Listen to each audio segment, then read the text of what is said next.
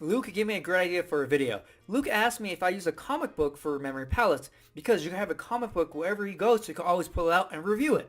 Well, the first thing is, it's really hard to find a 2D memory palace. The best I got was this map of the Denver Zoo. And so a 2D memory palace is just like a 3D memory palace, a regular memory palace. You go through, maybe you start the main entrance and you find different locations along the way. So maybe I go from main entrance to the giraffes, to the fish, and so on. And then boom, you have your images that you create for the information and you place them in the different locations. Well, the thing is, a 2D memory palace isn't really a memory palace at all. Because for me personally, and I think a lot of people agree with this, is that it's really hard to picture a 3D image you create on a 2D image. So say I have the main entrance right here. I'm like, okay, I want to picture, I don't know, a spaceship shooting out gummy bears. Okay, so I have to picture that 3D image on this 2D image right here at the main entrance. That just seems really hard to do because it's just 2D. And I have this 3D image that's, want to be dynamic and move around and shooting and all these different things. But I have to somehow condense that into this 2D image format. So that makes it really hard right away.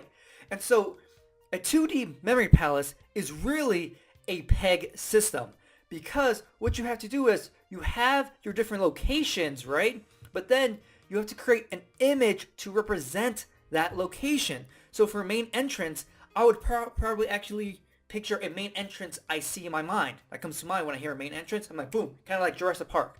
Okay? And then maybe the fish, I picture like fish tanks. And so I'm actually creating an image out of these locations from the 2D memory palace so I can attach the image for the information with an image that represents the location in the 2D memory palace. So it's a peg that I'm doing. And it's an order peg because I have the specific order of this memory palace, right? When I go through the 2D memory palace. But I have the peg here, which is like an arch, giraffe, maybe it's like a tree, the fish, maybe it's a fish tank, and so on. Those would be the images that represent each location. Because for me, I really can't use 2D memory palaces because it's hard to picture these three-dimensional stories I'm creating on just a 2D image. It's really hard.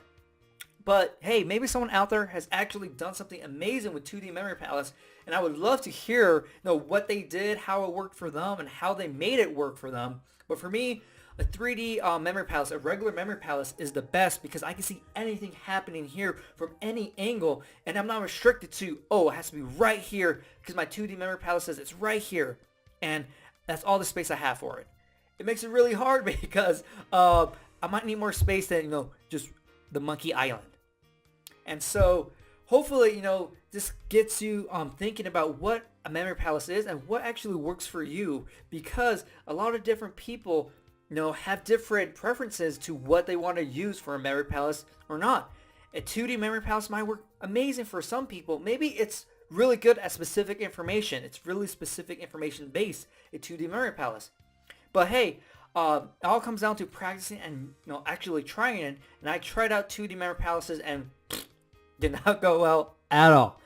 So yeah, so hopefully you enjoyed this video. Hopefully you got something out of it to really make you start thinking about, okay, how do I want to create my memory palace? What can I use for a memory palace? And that's the best thing to start thinking. What can I use for memory palaces? And don't get me wrong, it's really creative to come up with a 2D image and try to use that as a memory palace of some sort, because the more palaces you have, the more information you can start storing if you want to use a memory palace. So hopefully you enjoyed this video, and I'll see you next time.